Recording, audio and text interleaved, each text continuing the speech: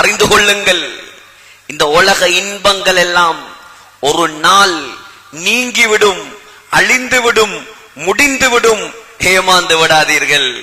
ஃபலா தகுர்ரன்னகுமுல் ஹயாத்துத் துன்யா. அல்லாஹ் எச்சரிக்கிறான், ஏ மனிதர்களே, உலக வாழ்க்கை, துனியாவுடைய மோகம் உங்களை ஏமாற்றி விட வேண்டாம். வலா யகுர்ரன்னகும் பில்லாஹில் கரூர். ஷைத்தான் உங்களை ஏமாற்றி விட வேண்டாம். ஏமாந்து விடாதீர்கள். முஸ்லிம்களே, உலகத்தில் அல்லாஹ்வுக்கு பொருத்தமாக வாழுங்கள், அல்லாஹ்வை அஞ்சி வாழுங்கள், ஆகிரத்தை நோக்கமாக கொண்டு வாழுங்கள்.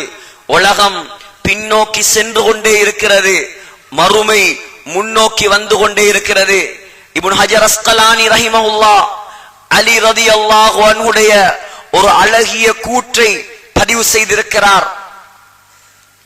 செய்திருக்கிறார். இர்தஹலத்தித் துன்யா முதுபிரான்.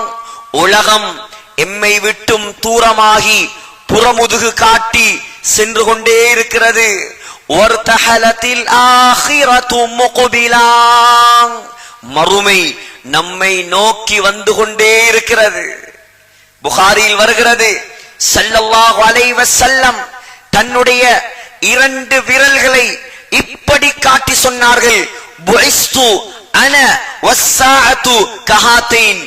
நானும் உலக அழிவும் நானும் மறுமை நாளும் இவ்வளவு நெருக்கம் என்றார்கள் ஸல்லல்லாஹு அலைஹி வஸல்லம்.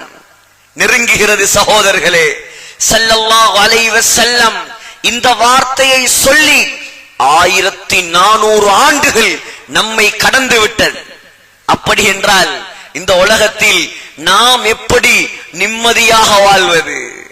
நாம் எப்படி பயமில்லாமல் வாழ்வது?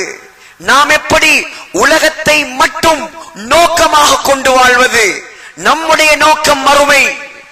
இர்தஹலத்தில் ஆகிரத்து முக்பிலான். முன்னோக்கி வருகிறது மறுமை.